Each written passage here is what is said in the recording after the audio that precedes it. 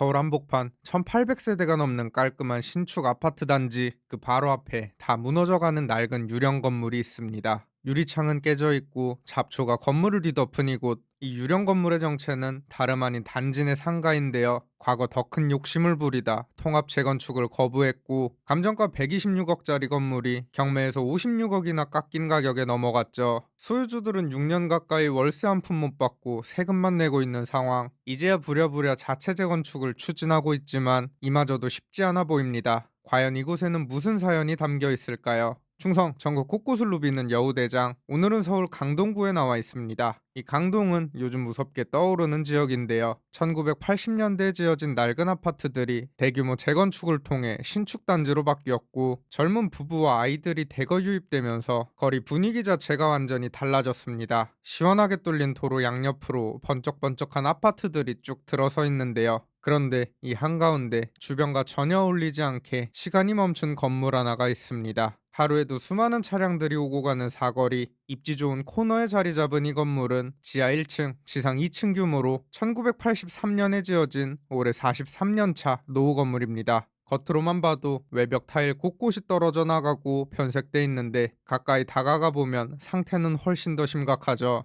이미 문을 닫은 가게들이 수두룩하고 떨어진 간판들과 쓰레기가 뒤섞여 있는 모습. 여기 한 가게 앞에 붙어 있는 점심 뷔페 5,500원이라는 문구를 보면 여기가 얼마나 오랫동안 방치됐는지 짐작이 되죠. 건물 뒤쪽으로 돌아오니 쓰레기가 한가득 쌓여 있고 바로 뒤 으리으리한 신축 아파트와 극명한 대비를 이루고 있습니다. 건물 출입구 유리창은 다 깨져 있고 내부에는 쾌쾌한 먼지 냄새와 온갖 잡동사니가 쌓여 있습니다. 사람 발길이 끊긴 지는 정말 오래된 것 같죠. 주변은 잡초가 뒤덮여 이동조차 쉽지 않은데요. 사실 이곳의 정체는 과거만 해도 장사가 아주 잘 됐었다는 아파트 단지 내 상가입니다. 하지만 지금은 입주가 끝난 1824세대 신축단지 바로 앞에 마치 외딴 섬처럼 버려져 있는 거죠. 그리고 이 건물이 이렇게 방치되게 된 배경에는 바로 뒤편 아파트 재건축이 있었습니다. 이 일대는 원래 고덕주공 아파트라는 만세대가 넘는 대단지 아파트가 있던 자리였습니다. 하지만 1983년에 지어진 워낙 오래된 단지다 보니 재건축 사업이 본격 추진됐고, 그리고 이 상가 건물은 과거 고덕주공 6단지 상가,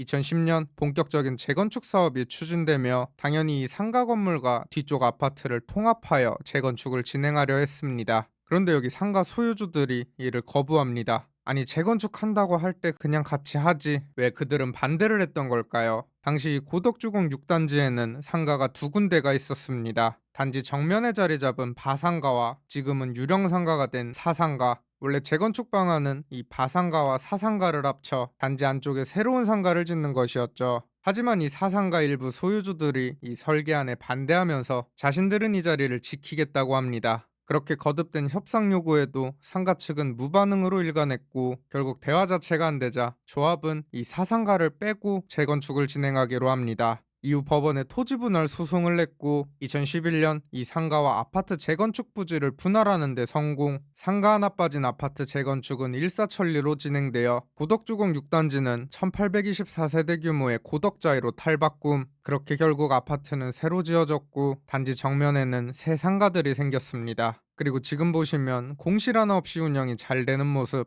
제 채널에서 이렇게 공실 없는 상가 보기가 참 힘든데 여기가 나름 배우 세대가 많다 보니 운영이 잘 되고 있는 듯 합니다. 하지만 이와 반대로 통합 재건축을 반대하던 기존 상가는 고립된 채 방치된 지는 벌써 6년 가까이 되어 간다고 하는데요. 이후 홀로 남겨진 이 상가는 소송과 여러 갈등, 경매 절차까지 이어졌습니다. 실제로 지난 2023년 수십억 원의 대출을 감당하지 못해 이 상가 건물 지하 1층 135평이 경매로 나왔는데 애초에 감정가는 126억 원으로 책정됐지만 세 번의 유찰 끝에 채권자인 한 대부업체가 감정가보다 56억이나 낮은 70억 원의 낙찰을 받게 됩니다. 채권 손실을 우려한 채권자가 직접 매입에 나선 것으로 보이는데요. 만약 이 채권자가 나서지 않았다면 이게 과연 얼마에 낙찰됐을지는 아무도 모르는 일이죠. 현재 이 상가 소유주는 30명 정도로 확인되는데요. 부랴부랴 이 소유주들이 모여 자체 개발을 시도하고 있는 것으로 보이지만 이마저도 내부에서 신축 상가 건물로 재건축을 할지 아니면 주상복합으로 재건축을 할지 아직 의견 통일조차 되지 않았다고 합니다. 애초에 불과 7개월 전에야 재건축 추진위원회가 만들어진 걸 보면 아직도 넘어야 할 산이 상당히 많아 보입니다. 자고로 상가는 세를 받아야 피가 도는 법인데 이곳에 많은 상가 소유주들은 6년 가까운 시간 동안 월세도 제대로 못 받고 세금만 내면서 재산이 묶여버린 겁니다. 그리고 앞으로도 오랜 시간을 버텨야 하겠죠. 이렇게 되고 나서야 과거 자신들의 선택을 후회했겠지만 뭐 어쩌겠습니까? 이미 엎질러진 물인걸.